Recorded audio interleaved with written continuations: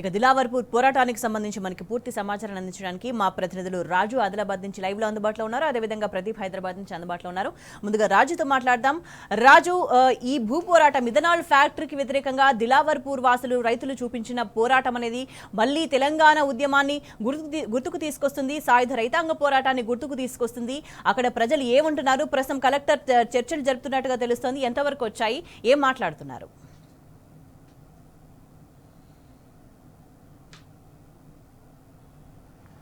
స్వేచ్ఛ దిలావర్పూర్ గ్రామంలో ఈ ఇథనాల్ ఫ్యాక్టరీ రద్దుకు కొనసాగిన ఉద్యమం మాత్రము ఖచ్చితంగా తెలంగాణ ఉద్యమ స్ఫూర్తిగా కొనసాగినట్టు స్పష్టంగా కనిపిస్తుంది మనకు.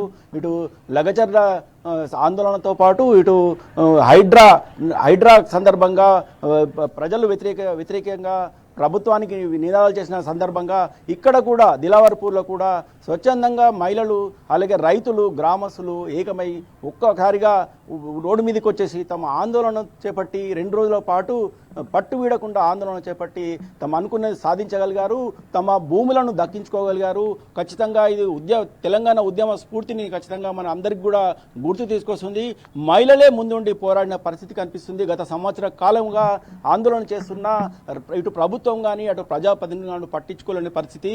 అయితే గత 6 నెలలు కూడా ఈ రోజు కూడా 131 రోజులు కూడా నిరాహార దీక్షలు చేపట్టిన రైతులు ఒకసారిగా నిన్న ఉదయం నుంచి కూడా తమ ఆందోళనను ఉధృతం చేశారు. ఆందోళన ఉధృత రూపం దాల్చింది. నిన్న 10 గంటలకు రోడ్లపై బైఠాయించిన మహిళలు రైతులు అలాగే గ్రామస్తులు ఏకమై దాదాపు ఈ 4 గ్రామాలకు సంబంధించిన రైతులు దిలావర్పూర్ గ్రామంతో పాటు గుండంపల్లి అలాగే సముద్రంపల్లి అలాగే కాన్లీ గ్రామాలకు చెందిన రైతులు వేలాదిగా రైతులు మహిళలు బైఠాయించడంతో జాతీయ రహదారి పూర్తిగా దిగ్బంధనం చేయడం జరిగింది. దాదాపు నిర్మల్ అలాగే బైన్సా రహదారి దాదాపు 35 గంటలు జాతీయ రహదారిని దిగ్బంధం చేయడం జరిగింది. అయితే పోలీసులు ఈ ఉద్యమాన్ని అనగదొక్కే ప్రయత్నం చేసినప్పుడు కూడా ఒక్కసారి కూడా రైతులు కానీ మహిళలు కానీ ఏమాత్రం వెనుదిరగకుండా ఎంతో ధైర్యంతో పోరాట పటిమతో ఈ పోరాటాన్ని యథావిధంగా కొనసాగించడం జరిగింది. రైతులపై కేసులు పెట్టి ఇండ్లలోకి వచ్చి రైతులను ఉదయం సమయంలో పోలీసులు లాక్కెళ్ళినప్పటికీ కూడా ఏమాత్రము వెనుకాడకుండా రైతులు ఒకసారిగా మహిళలు ముందుకు రావడం జరిగింది. మహిళలు తమ రైతులను తమ గ్రామంకి సంబంధించిన రైతులను అలాగే తమ భర్తలను తమ అన్నలను చెల్లెలను తీసుకెళ్లిన సందర్భంగా పోలీసులపై ఒకసారిగా తిరగబడేందుకు సిద్ధమైన పరిస్థితి కనిపిస్తుంది. పోలీస్ స్టేషన్ సైతం లాక్ వేయడం జరిగింది. అయితే రైతులను పెద్ద ఎత్తున 100కు పైగా రైతులను అక్రమంగా అరెస్ట్ చేసి గ్రామం నుంచి తరలించిన పరిస్థితుల్లో ఒకసారిగా మహిళలంతా ఏకమయ్యారు. మహిళలంతా పురుగుల డబ్బాలు పట్టుకొని పోలీస్ స్టేషన్ ఎదుట బైఠాయించడం జరిగింది. తమ గ్రామానికి చెందిన రైతులను వెంటనే విడుదల చేయాలని, అక్రమ అరెస్ట్ చేసిన రైతులను వెంటనే విడుదల చేయాలని డిమాండ్ చేస్తూ పురుగుల మందులు పట్టుకొని తమ ప్రాణాలను సైతం వదిలేందుకు సిద్ధంగా ఉన్నామని ఉద్యమ స్ఫూర్తిని రగల్చిన సంఘటన దిలావర్పూర్ గ్రామంలో మనకు స్పష్టంగా కనిపిస్తుంది. మొత్తానికి పురుగుల మందులు పట్టుకొని హెచ్చరించినప్పుడు కూడా పోలీసులు వేయకపోవడంతో ఒక్కసారిగా పోలీసులపై తిరగబడం జరిగింది. పురుగుల మందులను పట్టుకొని పోలీసులను వెంటాడి వారిని తరవడం జరిగింది. గ్రామం నుంచి ఒక దశలో పోలీసులు దాదాపు 500 మంది పోలీసులతో పారా కాసిన పోలీసులు ఒక్కసారిగా తోకముడిచి పారిపోవాల్సిన పరిస్థితి ఏర్పడింది. ఒకసారిగా ఈ ఉద్యమం సంబంధించిన తీవ్రతను పోలీసు గ్రహించి ఒకసారిగా అటు పోలీసు సిబ్బంది కానీ అధికారులు సైతం జిల్లా ఎస్పీ సైతం పరిస్థితిని గమనించి ముందుగానే ఈ దిలావర్పూర్ గ్రామం నుంచి వెళ్ళిపోయిన పరిస్థితి మనకు స్పష్టంగా కనిపిస్తుంది.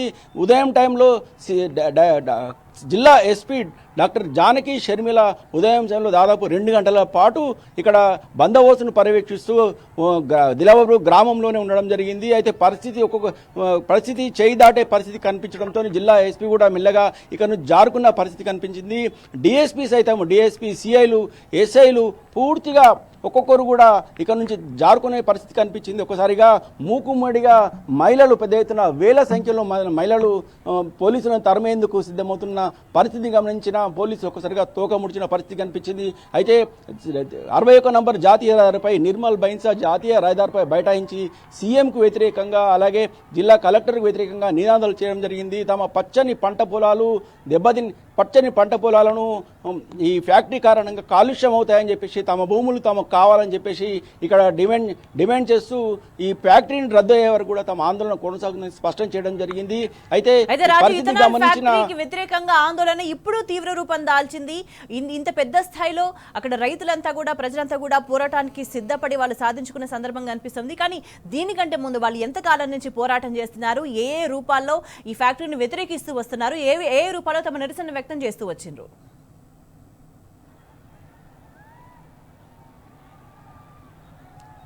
స్వేచ్ఛ దాదాపు ఒక సంవత్సర కాలంగా కూడా తమ ఆందోళనను ఒక నిరసనను శాంతియుతంగా నిర్వహించడం జరిగింది. మొదట చేపట్టిన ఆందోళన కాస్త ఉద్రిక్త పరిస్థితి దారిసినప్పటికీ కూడా గ్రామస్తులు ఏకంగా గ్రామాభివృద్ధి కమిటీల పేరిట ఒక ఏకమై దశల వారీగా తమ ఆందోళన కొనసాగించిన పరిస్థితి కనిపించింది. మొదట కలెక్టర్కు, అలాగే జిల్లా కలెక్టర్లకు, ఎంఆర్ఓలకు, అలాగే ప్రజాప్రతినిధులకు వినతి పత్రాల నుంచి తమ ఆందోళనను మొదలుపెట్టిన ఈ దిలావర్ మండలకు సంబంధించిన గ్రామస్తులు మెల్లమెల్లిగా తమ ఆందోళనను శాంతియుతంగా చేయడం జరిగింది. మండల కేంద్రంలోని దిలావర్పూర్ మండల కేంద్రంలోని చౌరస్తా వద్ద దాదాపు 131 రోజులుగా నిరాదీక్షలు చేపట్టడం జరిగింది. కంటిన్యూ చేయడంతో పాటు జిల్లా కలెక్టర్కు పలుమార్లు విజ్ఞప్తి చేయడం జరిగింది. అలాగే జిల్లా కలెక్టర్ను ముట్టడించడం జరిగింది. గతంలో కూడా ఒక 3 నెలల క్రితం జాతీయ రహదారిని దిగ్బంధించడం జరిగింది. రాస్తా రోకోలు, ధర్నాలు చేయడం జరిగింది. అలాగే తాజాగా ఒక వారం రోజుల క్రితం సమగ్ర కులగణన, ప్రభుత్వం ప్రతిష్టాత్మకంగా చేపట్టిన సమగ్ర కులగణన కార్యక్రమాన్ని కూడా బహిష్కరించి, గ్రామాల వారీగా బహిష్కరించి తమ నిరసన వ్యక్తం చేయడం జరిగింది. దిలావర్పూర్ మండలంలోని 12 గ్రామాలకు సంబంధించిన గ్రామస్తులు స్వచ్ఛందంగా అంటే ఈ సమగ్ర కులగణనను సైతం బహిష్కరించి తమ నిరసన తెలియజేయడం జరిగింది. అయినప్పటికీ కూడా ప్రభుత్వం నుంచి ఎలాంటి స్పందన రావడం లేదని చెప్పేసి ఇప్పటికే జిల్లా కలెక్టర్తో పాటు జిల్లా కలెక్టరు, ఎమ్మెల్యేలు, ప్రజాప్రతినిధులు, కాంగ్రెస్ ప్రభుత్వానికి చెందిన ప్రజాప్రతినిధులకు, అలాగే ఏకంగా సీఎం వరకు కూడా తమ